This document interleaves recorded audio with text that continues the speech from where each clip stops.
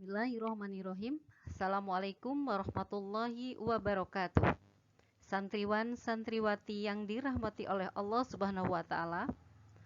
Selamat berjumpa dengan pelajaran bahasa Indonesia. Kali ini kita akan mempelajari teks laporan percobaan, pengertian, ciri, dan struktur. Pelajaran ini akan disampaikan oleh Ustazah Nur Hamidar dengan Ustadz Muhammad Husni, MPD. Santriwati yang dirahmati Allah, apa yang dimaksud dengan teks laporan percobaan?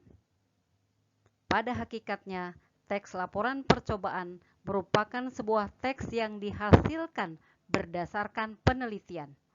Isi dari teks laporan hasil percobaan sebagai sarana untuk menjelaskan tentang sebuah penelitian ilmiah yang dilakukan sebelumnya. Penelitian inilah yang nantinya dapat dipertanggungjawabkan kebenarannya oleh peneliti. Karena itu, bahasa yang digunakan juga harus sesuai dengan kaidah kebahasaan yang telah ditentukan. Tujuan dan pembuatan teks laporan percobaan adalah untuk memberitahukan kepada orang lain tentang hasil dan percobaan yang sudah dibuatnya. Misalnya, tentang pembuatan karya ilmiah atau laporan praktikum. Selanjutnya, ciri-ciri dari teks laporan percobaan adalah 1. Memiliki konteks bahasa yang ilmiah.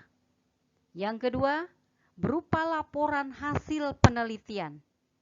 Yang ketiga, menjelaskan tentang proses penelitian.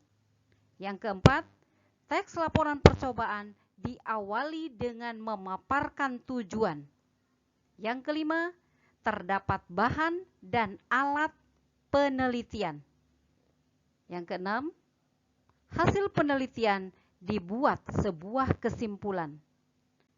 Yang ketujuh, fakta. Apa yang maksud dengan fakta? Sesuai dengan yang sudah pasti, dapat dibuktikan kebenarannya. Nomor 8, lengkap.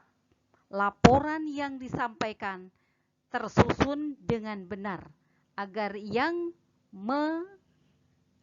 disampaikan bermanfaat bagi pembaca.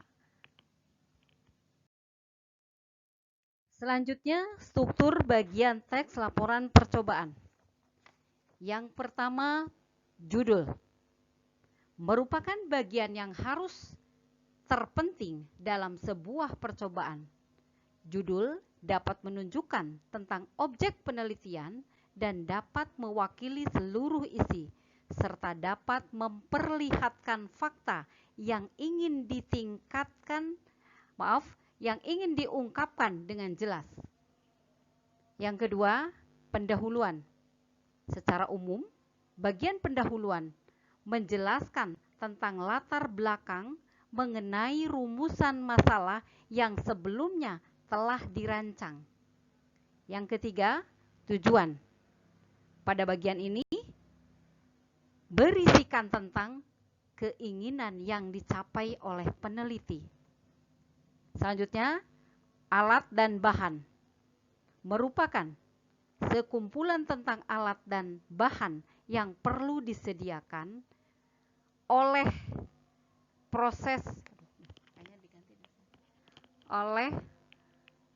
dalam proses melakukan sebuah percobaan. Selanjutnya, metode penelitian. Pada bagian ini memaparkan tentang cara yang digunakan dalam melakukan percobaan sesuai dengan landasan kajian teori. Selanjutnya, langkah-langkah. Mengenai langkah-langkah, laporan percobaan harus sesuai dengan prosedur atau tahap-tahap proses penelitian.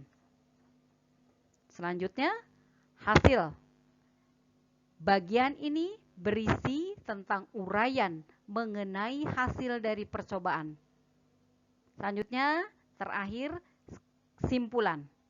Merupakan bagian yang terisi pendapat penulis atau peneliti terhadap percobaan yang dilakukan.